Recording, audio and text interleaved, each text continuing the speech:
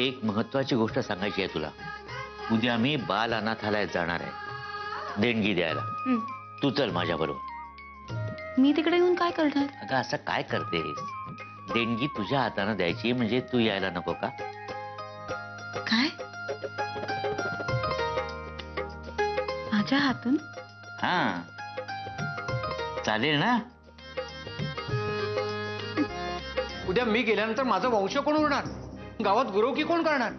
गुरव कुठल्या वंशाच्या गोष्टी करताय तुम्ही? अहो तुमच्या घरात छान बाळ आलंय आणि मुलगी झालीये हे कळल्यावर तुम्ही हे जे काही रडगाणं लावलंय ना, मला एक सांगा, तुम्हाला लग्नानंतर किती वर्षांनी बाळ झालंय?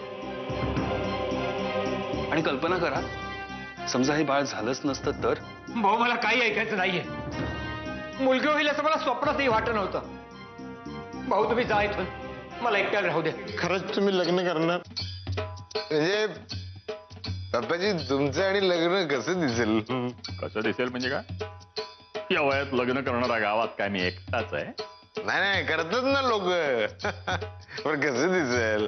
काय तुमचं ध्यान? बाबा कदम, नाही म्हणजे कसं दिसेल? काय तुमचं ते ध्यान लावून तुम्ही बसणार? मग बायकोनी काय करायचं तुमच्या? नको ते विचार करण्यापेक्षा कामाला लाग. अजून बरीच कामं बाकी आहेत. मी काय करू शकतो आपल्यासाठी? सर, आम्हाला मूल दत्तक घ्यायचंय. बरं, पण तुम्ही निपुत्रिक आहात का? हो, मला मूल होऊ शकत नाही. आणि तुमचे पती, त्यांचं काय? त्यांची सुद्धा इच्छा आहे मूल दत्तक घेण्याची. ते जरा कामात बिझी असल्यामुळे इकडे येऊ शकले नाहीत. मी आमच्या काही अटी, काही नियम आहेत ते मी तुम्हाला सांगतो. म्हणजे काय, नंतर प्रॉब्लेम व्हायला नको. साहेब, सगळं काही तुमच्या नियमांनुसार होईल, तुम्ही काळजी करू नका. कशाला बोलवलं मला? काय काय तुमच्याशी एका महत्वाच्या विषयावर बोलायचं होतं. बोला पटपट. तुम्ही जे मला मूल आणून दिलं होतं ना, त्याला दत्तक घ्यायला एक कुटुंब तयार झालंय.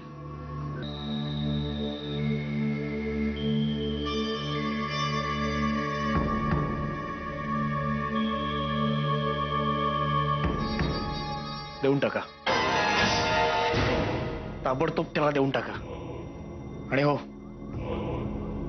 आतापर्यंत जसं सुरळीत चालू आहे तसंच राहिलं पाहिजे. ही गोष्ट कोणालाही कळू देऊ नका. तुमचे पैसे तुम्हाला वेळेत मिळतील. अगं तू आणि त्या कामिनी वहिनीनं समजायला फसवलंयस, या घराला फसवलंय तुम्ही. लाज नाही वाटत तुम्हाला? कुठं फेडाली पाप?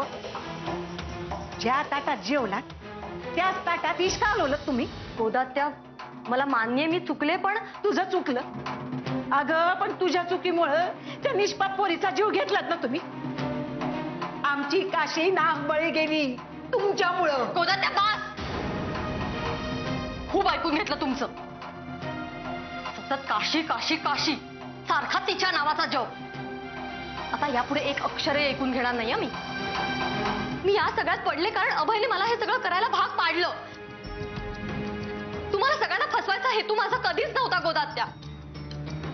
आणि मला जेव्हा हे सगळं कळलं ना, तेव्हा मी खरं सांगते गोदात्या, मी यातून बाहेर पडले.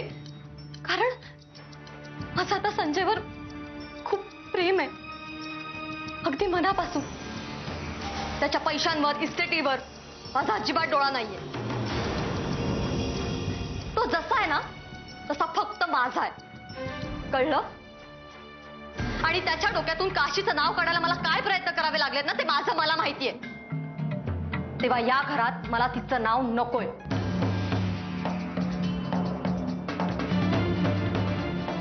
आणि संजयच्या पुढे जर तिचं नाव निघालं ना, तर लक्षात ठेवा, तुम्ही कोण आहात, तुमचं वय काय, हे अजिबात लक्षात घेणार नाही.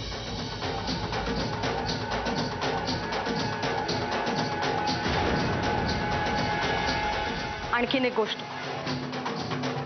तुम्ही याला धमकी समजा हवं तर, पण मी जे बोलते ते करून दाखवते. आली आली भाग्यलक्ष्मी.